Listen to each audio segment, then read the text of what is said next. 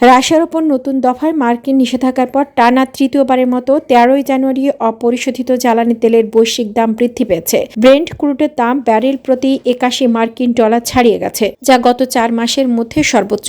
British বার্তা সংস্থা Reuters এ খবর জানিয়েছে। আন্তর্জাতিক সময় 1টা থেকে 13 মিনিটে ব্রেন্ট ক্রুড ফিউচারের দাম $1.48 বেড়ে 81.24 ডলারে পৌঁছেছে, যা গত 27 আগস্টের পর সর্বোচ্চ। এদিকে ইউএস ওয়েস্ট টেক্সাস ইন্টারমিডিয়েট ক্রুডের মূল্য $1.53 বৃদ্ধি পেয়ে গত 8 অক্টোবরের পর সর্বোচ্চ $78.39 পৌঁছায়। 8 জানুয়ারির পর থেকে ব্রেন্ট ও WTI উভয় 6% বেশি বৃদ্ধি পেয়েছে। রুশ তেলের ওপর নতুন মার্কিন নিষেধাজ্ঞার পর এই বৃদ্ধির মাত্রা বেড়ে যায়। এই নিষেধাজ্ঞার তালিকায় রয়েছে তেলের উৎপাদনকারী প্রতিষ্ঠান গাজপ্রম নেফট ও সার্গাতনেফটেগাজ এবং রাশিয়ার তেল পরিবহনকারী 183টি জাহাজ। এই নিষেধাজ্ঞার ফলে ইউক্রেনের যুদ্ধ পরিচালনার জন্য অর্থায়নে ক্রেমলিনের সক্ষমতা হ্রাস পাবে। নতুন নিষেধাজ্ঞার ফলে রাশিয়ার তেল রপ্তানি বাণিজ্য মারাত্মক ক্ষতিগ্রস্ত হতে পারে। এই তেলের অন্যতম ক্রেতা ছিল চীন ও ভারত। দেশ দুটি যথাক্রমে বিশ্বের প্রথম ও তৃতীয় তেল আমদানিকারক। বিশেষজ্ঞদের ধারণা, বাধ্য হয়ে মধ্যপ্রাচ্য, আফ্রিকা ও আমেরিকা থেকে তেল আমদানির প্রচেষ্টা করতে পারে তারা। ফলে দূরত্ব ও সময় বাড়বে, যেমন তেমনি বাড়বে মূল্য।